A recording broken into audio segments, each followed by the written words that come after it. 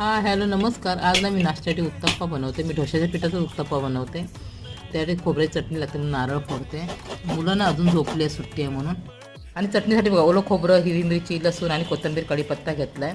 आता नॉनस्टिक पॅनवर छान उत्तप्पा काढते. उत्तप्पाच्या पिठामध्ये मी ना कांदा, टोमॅटो, सिमला मिर्च, हिरवी मिरच आणि कोथिंबीर एकदम बारीक चिरून टाकले.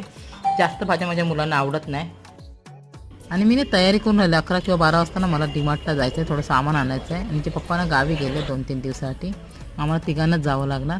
तेव्हा टीनू उठली, तिला नाश्ता दिला. थोड्या वेळापूर्वी ना मिंत्राचं तिचं पार्सल आलं. पर्स मागवला 550 रुपयाची. ती जास्त करून ना ऑनलाईन शॉपिंग करते, मिंत्रा आणि फ्लिपकार्टवरून. पर्स तिला आणि मला खूपच आवडली. तुम्हाला कशी वाटली कमेंट करून सांगा. तिला बोलते चल तयारी कर, डीमार्टला जात थांब बोलते. डीमार्टला आता नको, आपण संध्याकाळी जाऊया बोलते. बघा आम्ही तिघं जणांना डीमार्टला आलो. डीमार्टला शॉपिंग करायला मला खूप आवडतं. एकाच ठिकाणी सगळ्या वस्तू भेटतात आणि ऑफरमध्ये पण असतात. आणि जे ना डीमार्टला आल्यावर ना खायच्या वस्तू जास्त घेऊन बिल वाढवतात.